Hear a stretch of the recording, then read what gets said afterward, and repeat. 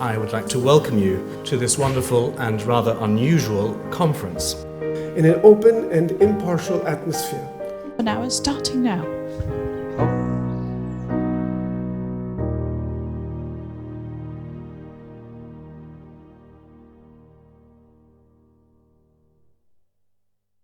The city of Jerusalem is excavated continuously for over 150 years. In the early 80s of 19th century, the French Dominican fathers purchased a piece of land approximately 250 meters north of Damascus Gate. The area is in this area. They discovered in this area here a medieval church, and remnants of a larger early Christian church were discovered here. This early Christian church was the one built by Empress Eudocia, the wife of Theodosius II, emperor of the Byzantine Empire of the mid-5th century. She built an enormous church there at the site of the stoning to death of the proto-martyr, first saint of Christianity, Saint Stephen. Now, in 1882, Father Marie-Joseph Lagrange started an excavation on the area which was at that time purchased by the Dominicans. He was mainly interested in ecclesiastic archaeology, and in 1894 he published a whole book, Saint-Étienne et son sanctuaire à Jérusalem, dealing with the archaeology of the area excavated by him. One should take into consideration that that was a decade earlier than Sir William Matthew Flinders Petrie discovered the importance of pottery for archaeology. So all the pottery in this excavation was discarded, and they didn't even think that there might be some cultural significance, not only for chronology, but cultural significance of pottery. In any case, in the excavations of the early Christian church, an object came up, but before we go there, let's look at the area. The area is approximately 1 kilometer or 1.25 kilometer north of the city of David. This is here Damascus Gate over here. This is Zedekiah's Cave, or Solomon's Quarries. This is a large area of a Muslim cemetery, As-Sahira. This is the Nablus Road, which leads from Jerusalem northwards. This is the medieval remains found by the Dominican fathers. This is the site of the church. Next to the church, there is a burial cave, which we'll mention in a minute. This is a rocky knoll on top of which there was a round structure, which is believed to be Herodian, and it is not the business of ours today. This is the modern church, which was built on top of the church of Empress Eudocia, who got exiled to Jerusalem. In the center, one of the original pillars of the church of Eudocia, and the present-day church has the same dimensions and the same general shape of the church of Eudocia's time. This is the church in another view, and this is the atrium of the church. Underneath the floor here there are some early Christian burials, and there is a large cistern underneath here. Now, in 1970s, myself and the late Amos Kloner, who just passed away 3 days ago, we had the chance of revisiting the site here, and with the help of Father Pierre Benoit, the head of the French School of Archaeology, or the École Biblique et Archéologique Française de Jérusalem, which is located on the premises. We went into these two burial caves of the Iron Age, which are the most elaborate burial caves of the Iron Age found in the whole of Palestine. The dig carried out by the Dominican fathers in the 1880s was mainly in the area over which the church was built later on. This is a picture from those days in the 90s of 19th century, prior to the construction of the present-day church. In this area of the church, they came up with a fragment approximately 13 centimeters in height of a limestone stela with 3 rows of Egyptian hieroglyphs.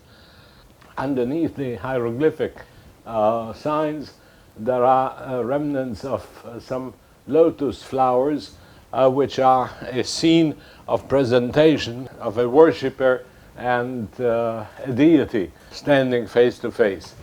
In any case, this object was the first Egyptian object discovered in Jerusalem, and until this very day, it is the only object which is non-scarab, which has Egyptian hieroglyphics found on it. In 1892, the first issue of Revue Biblique, the journal of the Dominican Fathers, appeared, and in that first issue there was an article by Father Schell publishing this piece. The article of Father Schell had a very promising title, Varia. And under Varia number 2 was this object. And of course, all scholars of coming generations ignored it. No treatment of the late Bronze Age in Palestine, or the connections between Egypt and Palestine in the late Bronze Age, has any reference to this object. More than that, in the article by Father Schell, there was no picture, there was no photograph. And he had a drawing, and the drawing was published upside down and right side left. More mistakes were not possible. The very inspiring name of the article, Varia, and the non-convincing pictorial description of the object, and the very fact that it is also in French and not in any other language which is thought to be civilized by others, caused the fact that generations of scholars ignored the object. More than that, Father Schell is one of the most serious scholars who worked in Jerusalem in the late 19th century. In this building of the French School of Archaeology, he published the very famous Hammurabi law, or the code of laws of Hammurabi, discovered in Susa in southwestern Iran. They were published in Jerusalem. So these are serious people, those Dominican fathers. The object here has on the other side of it also hieroglyphic marks. You can see here a loop of an anch, which is very badly preserved. And I was given the permission to work on these objects by Father Pierre Benoit, the late, in the 1970s, and I published it from the 1980s several times, and since then the subject was again ignored. This is a publication from 1926 of Father Louis Vincent and Father Félix Abel, some of the founding fathers of Palestinography, and Father Vincent was also the tutor and mentor of William Foxwell Albright. We should not forget this was published in the book Jérusalem Nouvelle, which deals with ecclesiastic archaeology of Jerusalem. And of course, nobody who's interested in late Bronze Age would look up a book on the ecclesiastic history of Jerusalem. And nobody dealing with the late Bronze Age would go to this publication. In any case, this is the original drawing of Father Schell, which I turned around from left side right, and it has the title of Osiris, the foremost of the Westerners, i.e. god of the deceased who are residing west of the River Nile. This is a drawing of the object prepared by my lady, and this is another object which came up in the excavations of the Dominican Fathers. Please notice that in the section, this is a section prepared by Father Vincent. You have the dallage, or the floor level of the Eudocia church, and here underneath the floor there was found a large stone slab which has channels and auxiliary channels, all of them leading to a spout or a déversoir. The spout leads down to a pit which is stone-lined, and in the three fields formed by the channels on the stone slab there are imprints of three objects which were secured to the stone slab by iron nails. Those were probably loaves of bread, and this is an Egyptian offering table of the Hotep type. There are people who question this identification, but again, it appears underneath the floor level here. You can see the floor level. This is approximately 30 centimeters below the stone, underneath the stone pavement. This is the object itself, and you can see the holes of the iron nails which secured the loaves of bread, rounded loaves of bread, to the object. This has numerous parallels in Egyptian history. In the collections of the Dominican Fathers, I found also two alabaster vases, one in alabaster jar, a second one in alabaster bilbil, an imitation of a jug of Cypriot origin, made in this case of alabaster. It has a ring base and the beginning of the ribbon-shaped handle. These two pieces are of the late Bronze Age beyond any doubt. They were kept in the collections of the Dominican Fathers, and they are said to come from the excavations of Father Marie-Joseph Lagrange in the 80s of 19th century. They threw away the pottery, but the stone vessels most probably were kept. Luckily we have them. They were never published before. We have here the drawings prepared from those two alabaster vases. In 1975, an Egyptian statuette made of serpentine greenish stone was discovered by the first female student of the École Biblique while she was walking in the garden next to the church. This is a seated figure which has very stressed leg muscles. The legs are exposed. There was a short skirt, and you can see here the drawing of four views. Most interesting are the toes, which are nicely represented. Probably this was a seated figure holding a stuff in front of the face with two hands. It could be the god Ptah. It could be also the god Amun. All kinds of other possibilities exist, but there is no doubt that we deal here with an Egyptian object. In the article published by Father Scheel, he says, lotus-shaped Egyptian capitals were discovered. Now, in a tour which I had with my students to the nearby premises of the Garden Tomb, I found this capital built into a fence. This capital is very different from the Roman, Byzantine, and other capitals known both in the premises of the Dominican School of Archaeology as well as in other parts of Jerusalem. This is a drawing of the capital prepared by a Russian artist who worked with me once, Mrs. Kofian.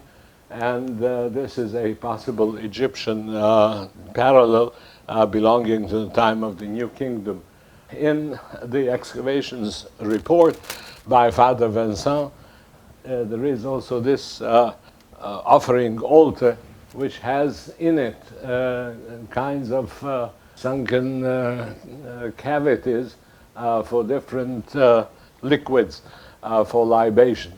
Very good parallels to this were found in Canaanite temples in Hatzor, and in one case, in an excavation in Gezer, we have exactly the same thing. The object was interpreted by Father Vincent as a reliquary of a Christian church.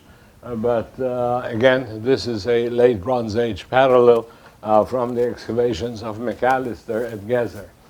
About Jerusalem of the late Bronze Age, we have very little information, almost none.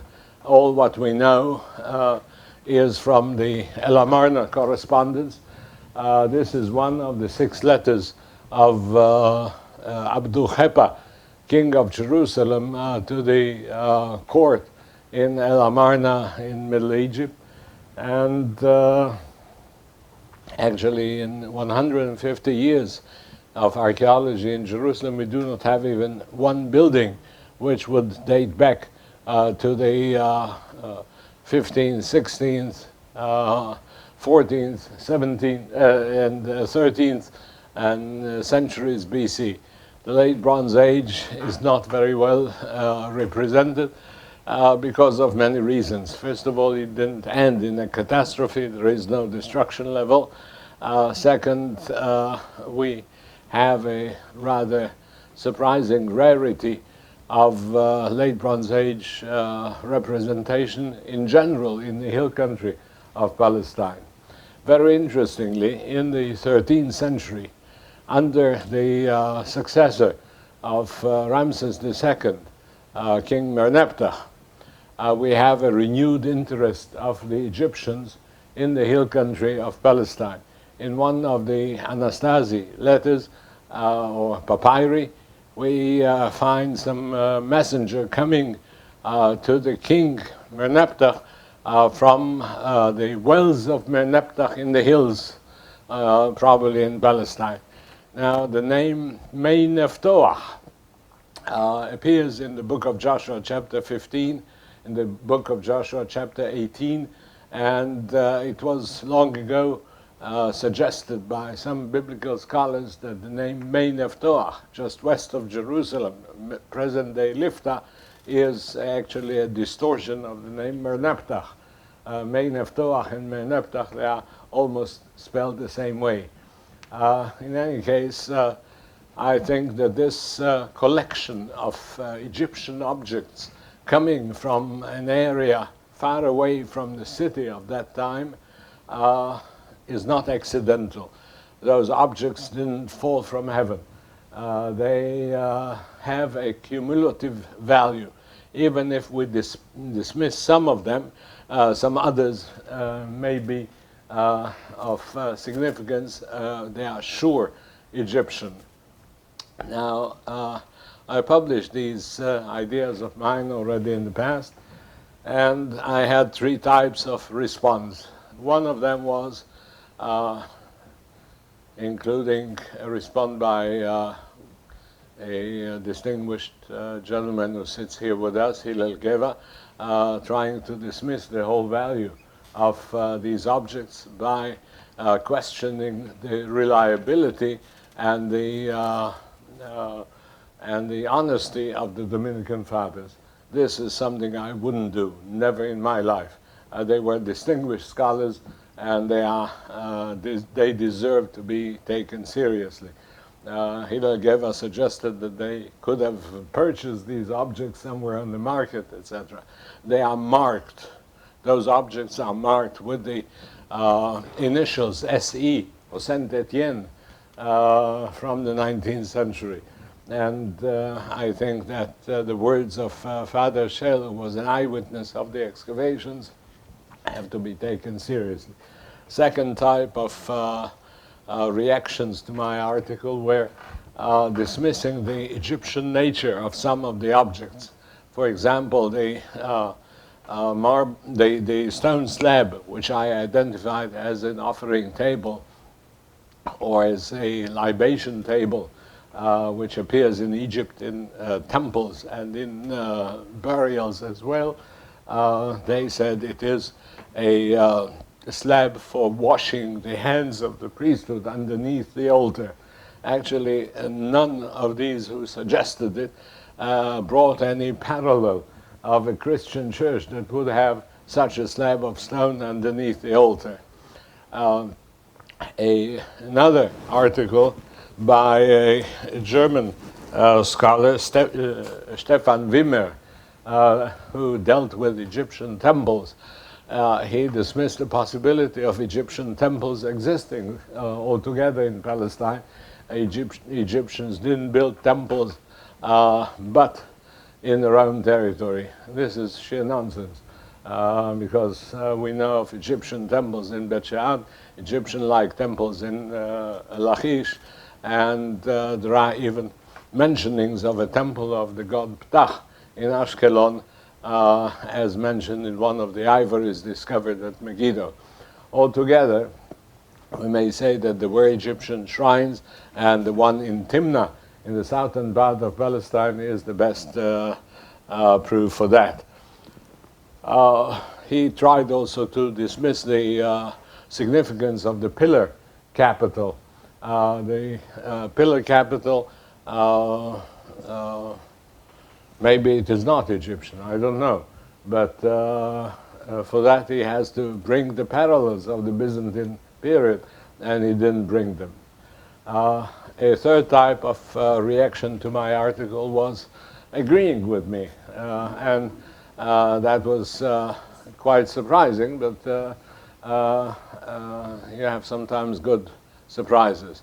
In any case, my friend from Germany, Peter van der Veen, located an Egyptian statue in Germany, which allegedly was discovered in the early 20th century, or maybe end of 19th century, in the close vicinity of this place.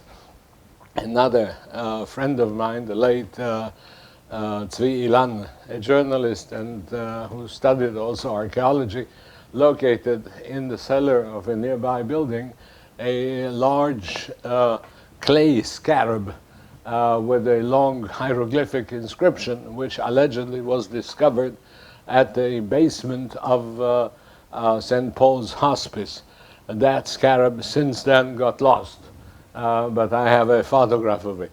In any case, I looked up some of the literature of the time.